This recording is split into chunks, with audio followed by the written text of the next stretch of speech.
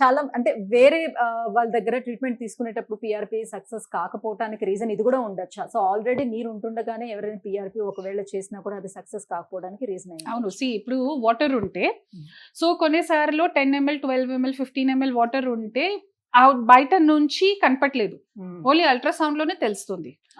So కొన్నిసార్లు చాలా ఎక్కువగా ఉంటే కాల్లో వాపు తెలుస్తుంది బయట నుంచి, but small amount of fluid, కొంచెం నీరు ఉంటే కనపట్లేదు. సో అల్ట్రాసౌండ్ లో చూస్తూ ఆస్పిరేట్ చేయాలి. ఎందుకంటే ఈ water synovial fluid bad water, ఇది దాంట్లో కెమికల్ మీడియేటర్స్ ఉంది నొప్పి కోసం. సో దాంట్లో నేను పిఆర్పి ఇంజెక్ట్ చేస్తే పిఆర్పి కూడా డైల్యూట్ అవుతుంది కదా, సో పిఆర్పి రిజల్ట్స్ రాదు. సో దానికోసమే ఫస్ట్ అల్ట్రాసౌండ్ లో చూడాలి, నీరుంటే తప్పకుండా రిమూవ్ చేయాలి, క్లీన్ చేయాలి, ఎన్ఎస్ వాష్ చేయాలి, తర్వాత పిఆర్పి ఇంజెక్ట్ చేస్తాము.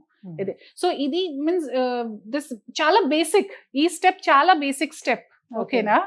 బట్ దాంట్లో కూడా ఇది ఫాలో లేకుండా ఉంటే పిఆర్పి రిజల్ట్స్ రాదు. దానివల్లనే చాలా మంది పేషెంట్స్ వస్తున్నారు, నాకు మేడం నేను 2 పిఆర్పి చేశాను, బయట నాకు రిజల్ట్స్ రాదు. ఎందుకు? పిఆర్పిలో సైన్స్ వస్తూ ఉంటారు, మళ్ళీ చాలా మంది వస్తున్నారు. పిఆర్పిలో సైన్స్ ఉంది, ఒక పేషెంట్స్ కి పిఆర్పి హెల్ప్ అవుతుంది, ఎందుకు సెకండ్ పేషెంట్స్ కి పిఆర్పిలో ఇది ఇంప్రూవ్మెంట్ కనపట్లేదు? ఒక రీజన్ ఉండాలి కదా. సో ఫస్ట్ పేషెంట్ కి ఆప్టిమైజేషన్ చాలా ఇంపార్టెంట్ ఉంది. పేషెంట్ కి యాక్టివిటీస్ ఏంటి, మంచిగా వాటర్ తాగుతున్నారా లేదా, ఆర్ కొన్నిసార్లు పేషెంట్స్ కి స్మోకింగ్ హ్యాబిట్ ఉంటే దాంట్లో నేను చెప్తాను సార్ స్మోకింగ్ కొంచెం తక్కువ చేయాలి, ఆర్ వేరే ప్రాబ్లం ఉంటే వేరే ఇది కండిషన్స్ ఉంటే ఆప్టిమైజేషన్ ఇస్ ఇంపార్టెంట్.